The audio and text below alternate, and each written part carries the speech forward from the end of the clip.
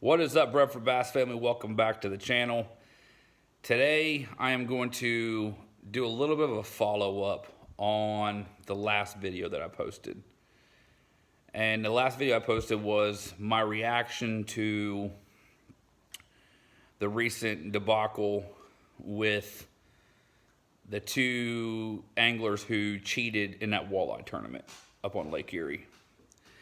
And, you know, when I first posted that video, I was kind of just reacting to it like everybody else did, you know, or I was more so relaying information, I guess you could say. But as a couple of days have went by now since I put that video out, you know, I've thought about it quite a bit while I was at work, and I kind of want to do another more personal reaction to this because I think it's warranted in this situation. You know, in my last video, I talked about how I didn't think these guys deserved jail time. You know, I think I said something along the lines of banned from tournament fishing and, you know, their fishing license revoked for 10 years or something along those lines, and maybe some hefty fines. But the more I thought about it, and what I tried to do is I try to put myself in the other anglers that fish these tournaments with these two cheating bastards. I try to put myself in their shoes. You know, I'm not somebody that fishes tournaments a lot, but I do fish them from time to time. And I grew up around them. You know, my dad was a tournament fisherman as well. You know, what these guys did, we all know was wrong. But when you really get down to it, it's pretty sickening. Because one thing is, these guys are fishing a tournament trail. And if you're somebody that doesn't know anything about fishing, or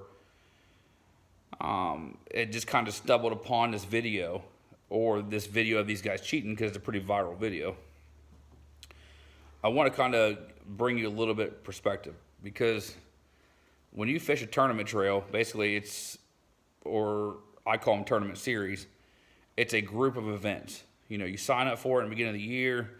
A lot of times you pay fees, and there's point systems, you know, and there's multiple tournaments in this tournament trail.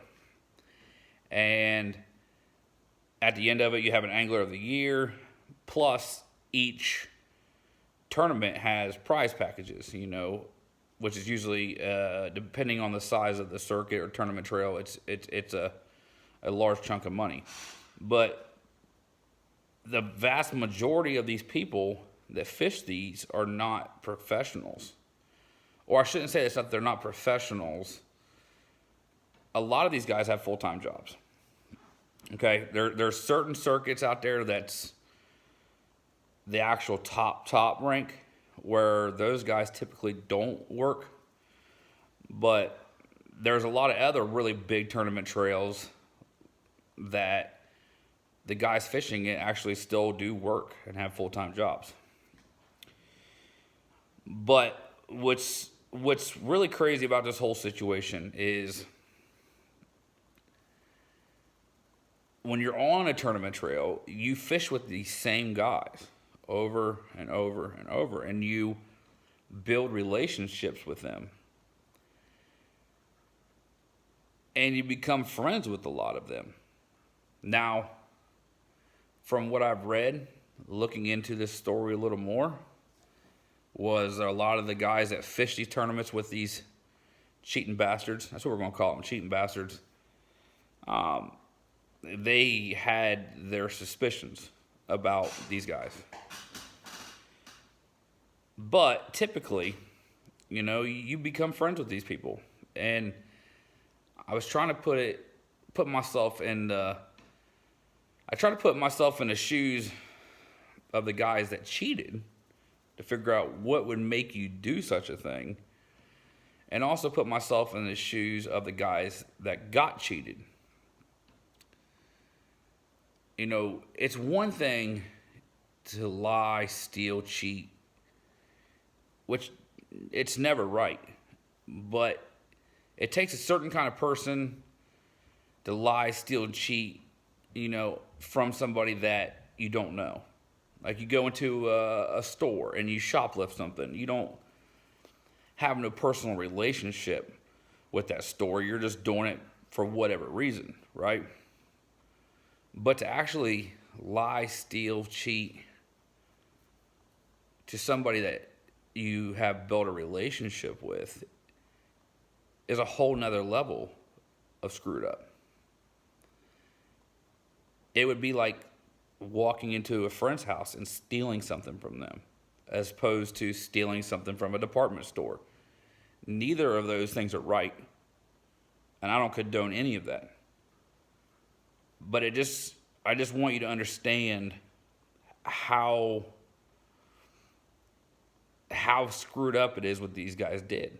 They stole money from people they had relationships with.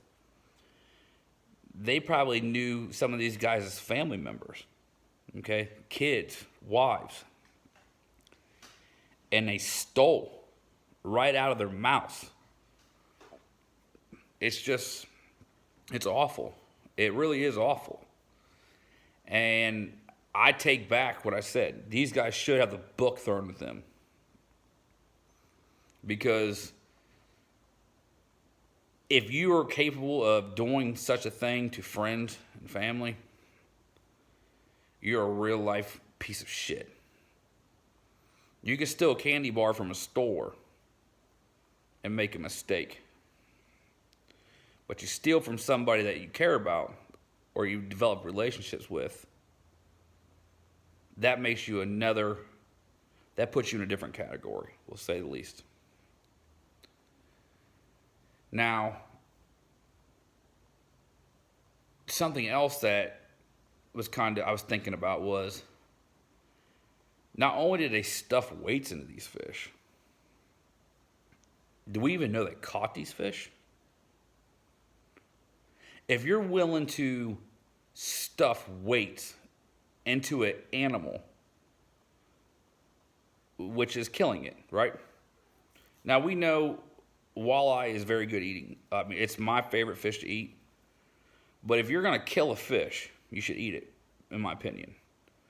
Now, every now and then, fish get foul hooked. Like at bass tournaments, you gut hook a fish, and sometimes there's just nothing you can do. And when that happens to me, it's terrible. It's an awful situation. I hate it. It makes me sick to my stomach. There's nothing more. I hate killing fish. But if you can't eat the fish, that's even better, because at least it's not going to waste. Typically what I do when I kill a fish on accident, not purposely, a lot of times I will keep it in my boat until it's actually dead. It's actually dead. And then I'll usually set it up on a rock somewhere close, because birds will come down and eat it. And the way I look at it is, at least somebody or something is getting fed.